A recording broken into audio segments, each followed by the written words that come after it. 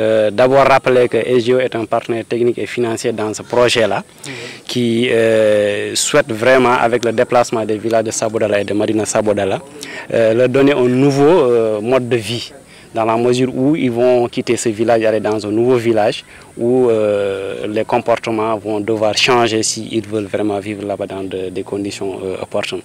Donc c'est pourquoi nous avons fait appel à GIZ et Enda Ecopop pour nous accompagner dans ce processus. Comme nous le savons tous actuellement, les questions du changement climatique sont d'actualité. Donc et ces questions de changement climatique sont en partie liées à la dégradation de la forêt, donc la déforestation massive. Et l'un des facteurs clés de cette dégradation-là, on sait que c'est l'utilisation du combustible, notamment la cuisson. Et on sait qu'ici à Sabodala, c'est une zone où on n'utilise que le bois de chauffe pour faire les cuissons. Donc par rapport à votre question, il est clair que le charbon n'est pas du tout autorisé à être exploité dans cette zone-là. Mais s'il se trouve que l'utilisation du bois mort que les femmes utilisent dans les cuissons est en train de contribuer à augmenter le réchauffement climatique, si nous proposons une alternative qui pourra réduire cet aspect-là, je pense que nous allons travailler avec les services techniques, notamment les services des eaux et forêts et les autorités administratives qui sont là, et avec les populations aussi bien sûr, pour essayer de trouver une solution par rapport à cela. Donc c'est la perspective du programme. On va aller vers cette étape-là également, travailler avec les services des eaux et forêts et puis voir dans quelle mesure ce produit pourrait être produit dans la zone. L'objectif du projet, c'est de doter les femmes, comme on l'a dit tout à l'heure, de foyers améliorés.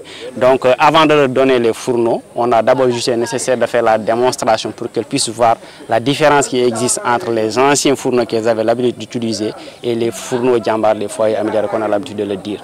Donc aujourd'hui, on va leur montrer ça, elles vont voir elles-mêmes de façon pratique c'est quoi la différence. À partir de ce moment, ce sera beaucoup plus facile de leur doter de ces fourneaux-là et que ce sera beaucoup plus facile également de les utiliser. Parce qu'il faut le dire quand même, c'est nouveau dans la zone. Dans cette zone ici, les gens n'avaient pas l'habitude d'utiliser les foyers améliorés.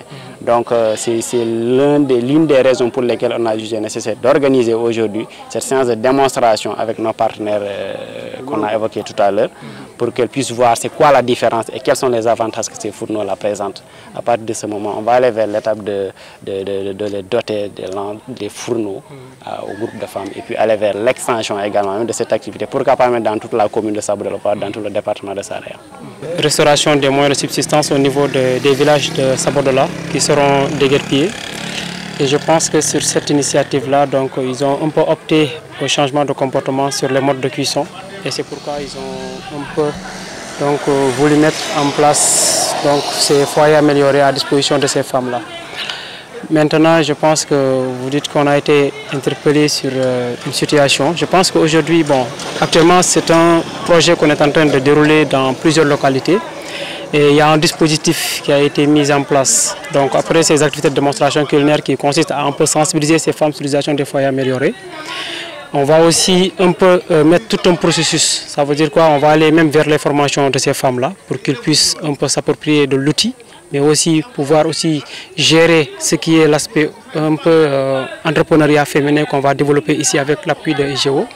Mais il y a aussi surtout cette partie suivie qui consiste un peu à voir l'expérimentation qui a été faite, comment ça a été démultiplié et comment ces populations aussi ont pu adopter ces foyers dans leur ménage. Et ça, on est en train de travailler avec la SGO, en parfaite collaboration pour pouvoir développer des outils qui sont déjà là, mais qu'on va juste essayer de capaciter certains partisans locaux. Donc on va utiliser au fait les acteurs locaux, les jeunes qui sont là peut-être, mais aussi des femmes, qui sont des leaders, de pouvoir assurer ce suivi-là quotidiennement et remonter les informations au niveau de Sabodala Gold, qui pourra aussi nous remonter pour pouvoir faire l'aspect suivi de manière très régulière.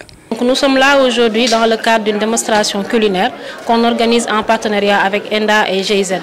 Et vraiment, on peut dire que l'activité a été une réussite. Comme vous le voyez, les femmes ont témoigné que vraiment les foyers améliorés sont plus commodes d'utilisation et qu'il y a une efficacité et une rapidité. Et aussi en termes d'économie de combustible aussi, vraiment, elles ont vu la différence. Maintenant, on a pris en compte toutes les recommandations, notamment l'accès au charbon.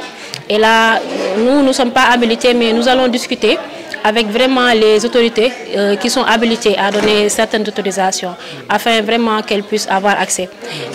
Ça, c'est juste une des activités du plan d'action qu'on a déroulé. Mais l'objectif, c'est de faire que ces femmes-là fassent de la diffusion des foyers améliorés une activité génératrice de revenus. Donc nous, de notre côté, nous allons dans la première phase leur doter de quelques fourneaux pour les appuyer.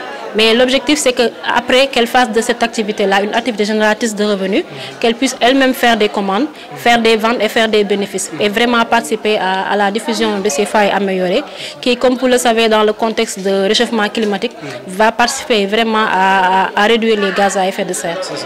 Le message qu'il faut lancer au nom de Michel le sous-préfet de l'arrondissement de Sabodala, empêcher, c'est, comme je l'ai dit, une appropriation du programme qui est en train d'être exécuté.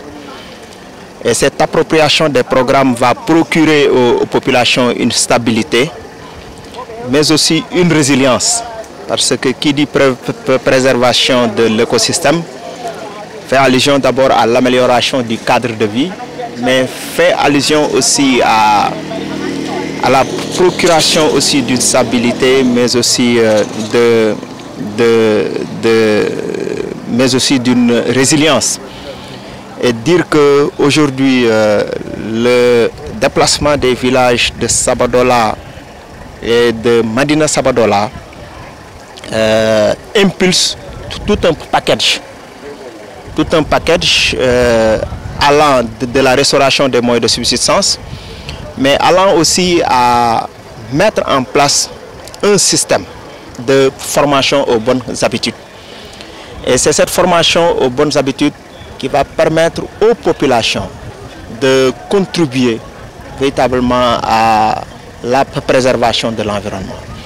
C'est que vous convenez avec moi qu'à Sabodala, je l'ai dit dans mon discours, les trous du désespoir, mais aussi l'utilisation aussi de produits prohibés comme la cyanure, participe dangereusement à la dégradation de l'environnement. Et fort de cette considération, si on n'y prend pas garde, d'ici 10 ans ou 15 ans, on risque de ne plus avoir cette verdure.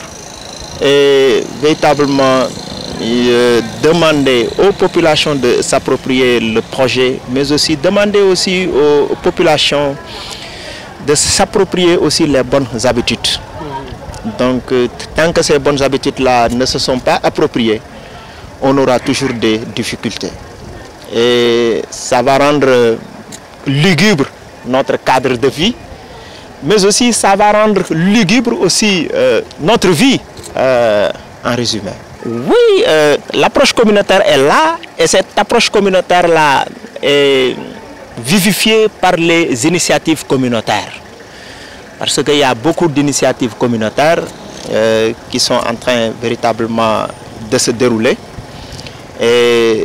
Mais cela aussi nécessite un encadrement de taille, un encadrement des services techniques, mais aussi encadrement aussi de la SGO. Et cela nécessite aussi une certaine capacitation. Mais on doit aussi le capaciter pour qu'il soit apte à produire les résultats escomptés.